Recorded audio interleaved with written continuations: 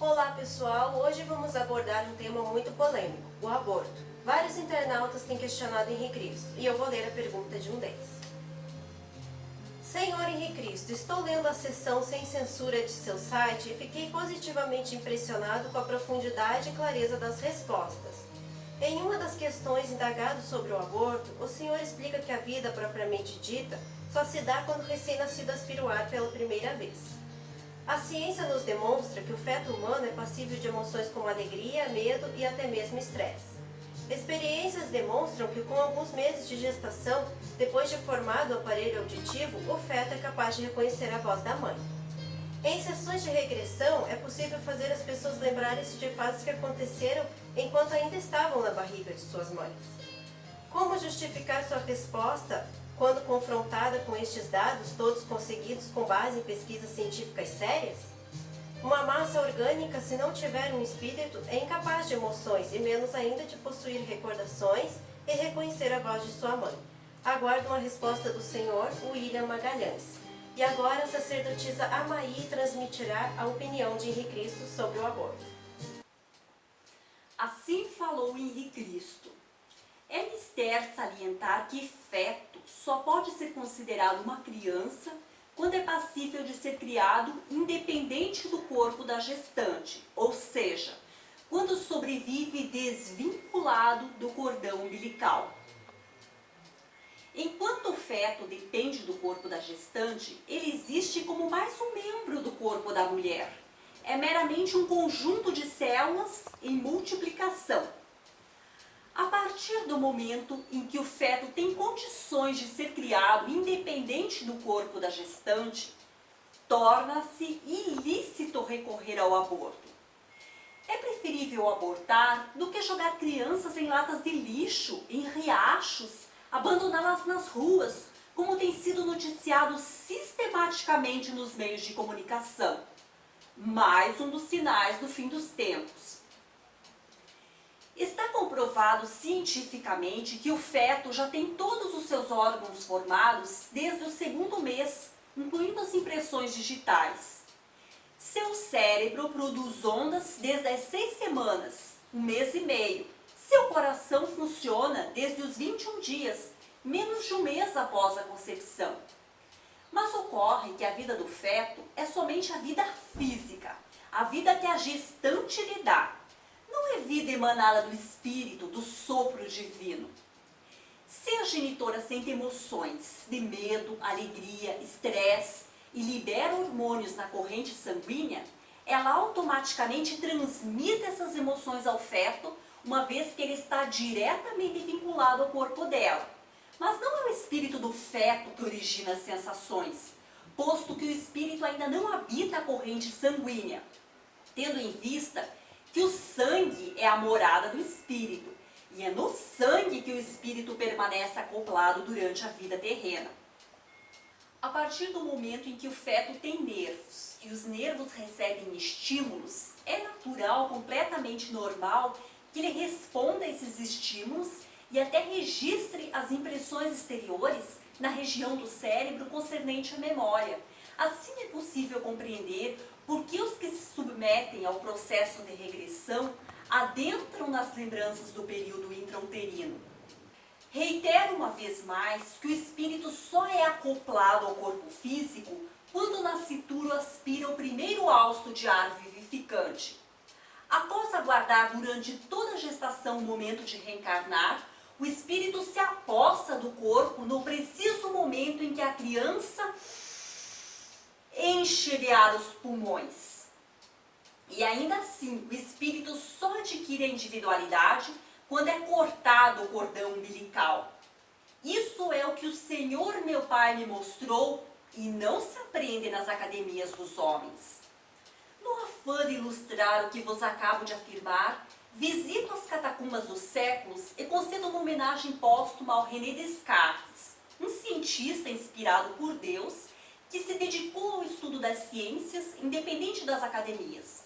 Quando dissecava cadáveres em seus estudos no século XVII, ele chegou à conclusão de que a vida do feto depende da gestante. O feto não tem vida própria, uma vez que seus pulmões não funcionam, não aspiram o ar vital. Ele escreveu no seu discurso do método: comprova-se isso nos animais sem pulmões, que têm apenas uma concavidade no coração, e nas crianças que, não os podendo usar enquanto estão dentro do ventre materno, têm uma abertura por onde escoa sangue da veia cava para a concavidade esquerda do coração e num conduto por onde o sangue vem da veia arteriosa para a grande artéria, sem passar pelos pulmões. Enquanto o espírito não se apossou do corpo, o feto não tem status de criança. Aproximadamente a partir dos 5 meses de gestação, enfim, a partir do momento em que ele consiga sobreviver fora do ventre da gestante, seja na incubadora, não importa por que meio, ele adquire então o status de criança. Aí cabe aos cientistas determinar, calcular a partir de que momento o feto estará apto a sobreviver fora do ventre da gestante. Melhor não ter que abortar, mas na necessidade de recorrer ao aborto, então que se faça já nas primeiras semanas, de preferência até o 3º mês de gestação.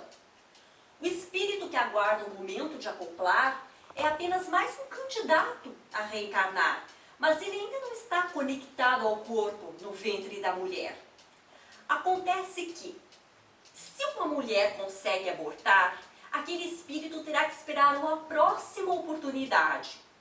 E como meu pai é o Senhor da vida e o Senhor do destino, se a mulher consegue abortar, significa que aquele corpo não estava destinado para aquele espírito. Se estivesse, a mulher não conseguiria abortar, haveria um impedimento. Conheci o caso de uma mulher que saiu da mesa do ginecologista na última hora e não abortou. Conforme eu já disse e repito, não sou a favor do aborto, mas como enxergo a realidade crua e nua, sou racionalmente a favor da vida.